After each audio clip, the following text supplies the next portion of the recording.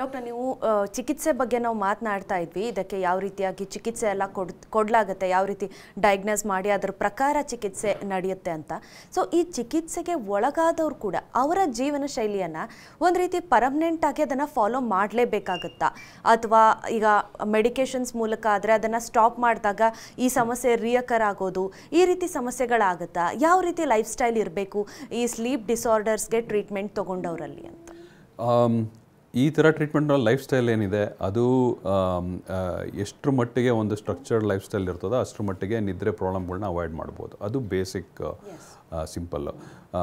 ನಮಗೆ ದೇಹಕ್ಕೆ ನಿದ್ರೆ ನಾವು ನಾರ್ಮಲ್ಲಾಗಿ ಪ್ಲ್ಯಾನ್ ಮಾಡಬೇಕು ಅಂದರೆ 9-10 ಗಂಟೆಯಿಂದ ಹಿಡಿದು ಬೆಳಗ್ಗೆ 5-6 ಗಂಟೆ ತನಕ ಏನಿದೆ ಆ ಫೇಸಲ್ಲಿ ಯಾರು ನಿದ್ರೆನ ಮುಗಿಸ್ಕೋತಾರೋ ಅವರು ಆದಷ್ಟು ಹೆಲ್ದಿಯಾಗಿರ್ತಾರೆ ಅಂತ ನಾವು ಕನ್ಸಿಡರ್ ಮಾಡ್ಬೋದು. ಈ ಯಾವುದೇ ಬೇರೆ ನೀವು ಹೇಳಿದ್ರಲ್ಲ, ಬೇರೆ ಸಿಚುವೇಶನ್ಸ್, ಬೇರೆ ಎಕ್ಸಾಮ್ಗೆ ಹೋಗ್ತೀರಾ, ಈಗ ನೀಟ್ ಪ್ರಿಪ್ರೇಷನ್ ಇರ್ಬೋದು ಅಥವಾ IIT ಪ್ರಿಪ್ರೇಷನ್ ಇರ್ಬೋದು, ಅದು ಮಾಡ್ತಿರೋ ಮಕ್ಕಳು ರಾತ್ರಿ 1-2 ಗಂಟೆ ತನಕ ಓದ್ತಾರೆ, ಬೆಳಗ್ಗೆ 4 ಗಂಟೆಗೆ ಎದ್ದು ಓದ್ತಾರೆ. ಈ ಥರ ಮಾಡ್ತಿದ್ರೆ ಅದು ಸಹ ಅದ್ರ ಪರಿಣಾಮ ಪ್ರೊಡಕ್ಟಿವಿಟಿ ಮೇಲೆಲ್ಲ ಬೀಳ್ತದೆ. ಅದೇ ರೀತಿ ನಮ್ಮ IT ಪ್ರೊಫೆಷನಲ್ಸ್ ಏನಿದ್ದಾರೆ ಅದರಿಂದನೂ ಸಹ ಅಫೆಕ್ಟ್ ಆಗ್ತದೆ.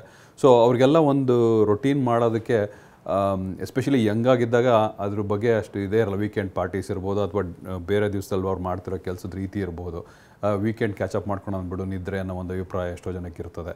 ಸೊ ವೀಕ್ ಡೇಸೆಲ್ಲ 4-5 ಗಂಟೆ ಕಡಿಮೆ ನಿದ್ದೆ ಮಾಡಿಬಿಟ್ಟು ವೀಕೆಂಡಲ್ಲಿ ಪೂರ್ತಿ ನಿದ್ದೆ ಮಾಡೋದು, ಇದನ್ನೆಲ್ಲ ಕೆಲವರು ಅಭ್ಯಾಸ ಮಾಡ್ಕೊಂಡಿರ್ತಾರೆ. ಬಟ್ ಈ ಥರ ಕ್ಯಾಚಪ್ ಅನ್ನೋ ಕಾನ್ಸೆಪ್ಟು ಅಷ್ಟೇನು ವರ್ಕ್ ಆಗೋದಿಲ್ಲ. ಆದಷ್ಟು ನಾವು ಎಷ್ಟರ ಮಟ್ಟಿಗೆ ಸ್ಟ್ರಕ್ಚರ್ನ ಫಾಲೋ ಮಾಡ್ತಾ ಹೋಗ್ತೀವಿ, ಇಷ್ಟು ಗಂಟೆಗೆ ಎದ್ದೇಳ್ತೀವಿ, ಇಷ್ಟು ಗಂಟೆ ಮಲ್ಕೊಳಕ್ಕೆ ಹೋಗ್ತೀವಿ ಅಂತ ಒಂದು ಸ್ಟ್ರಕ್ಚರ್ ಫಾಲೋ ಮಾಡ್ತಾ ಹೋಗ್ತೀವಿ, ಅದು ಭಾಳ ಒಳ್ಳೆಯದು.